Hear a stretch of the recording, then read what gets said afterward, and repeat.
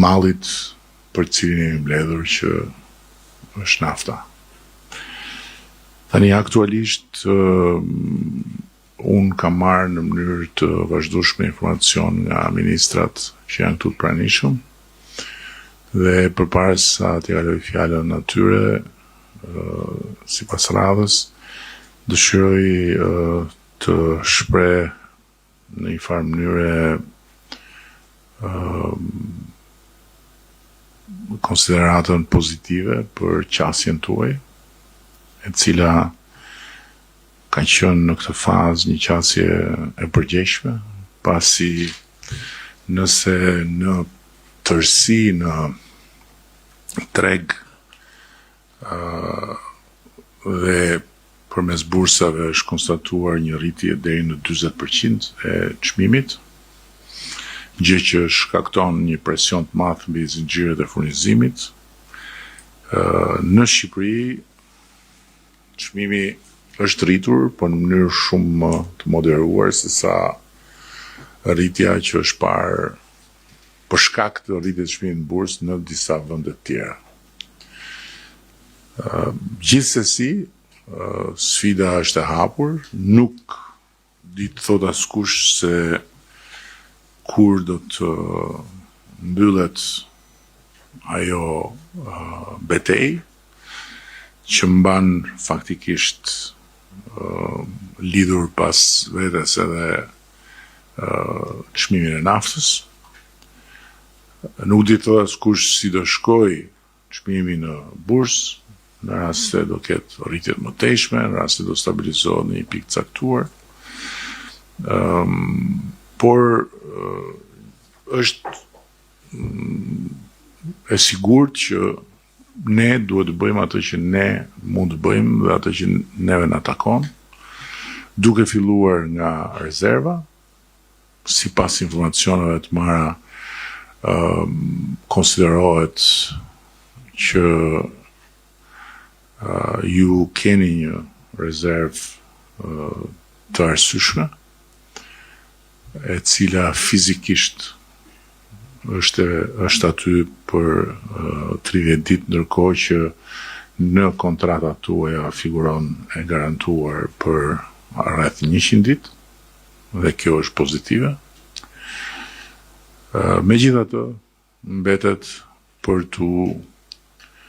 monitoruar ditë pas dite e gjithë situata. Nga ana tjetër, ne kemi në konsultim publik ligjin për rezervën shtetërore, e cila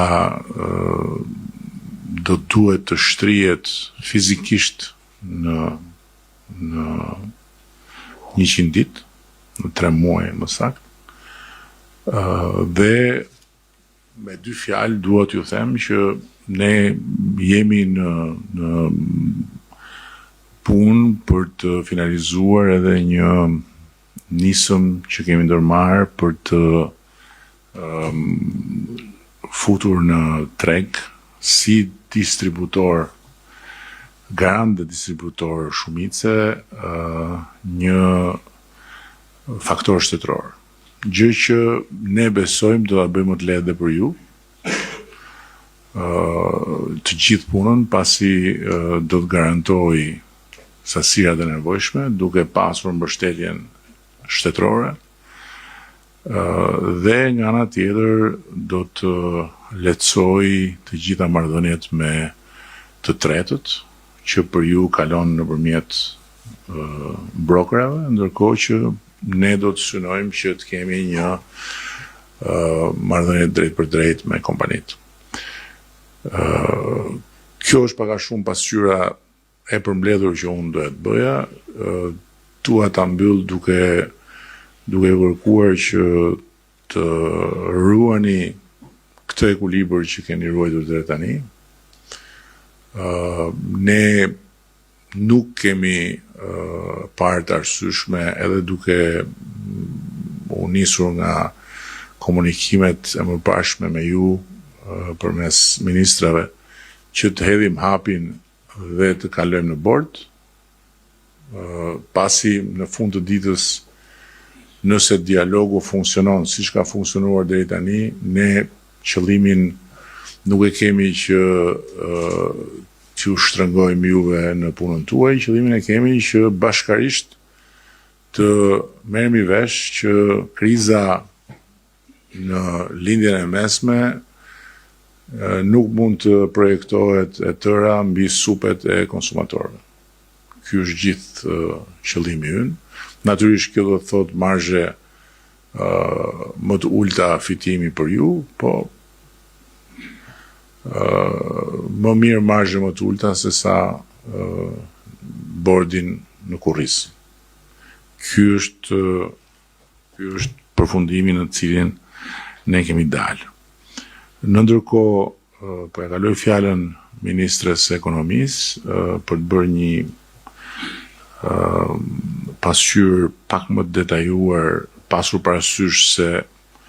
ndryshe nga takimet e tjera, këtë takim po e bëjmë edhe për të informuar publikun, dhe këto janë gjëra që përgjithsisht ju i dini, por është mirë që t'i dinë dhe të tjerët, që të kuptojnë që nëse ka një rritje të çmimit, rritja e çmimit është e moderuar krahasimisht me çfarë ndodh në bursë dhe është rezultat i kësaj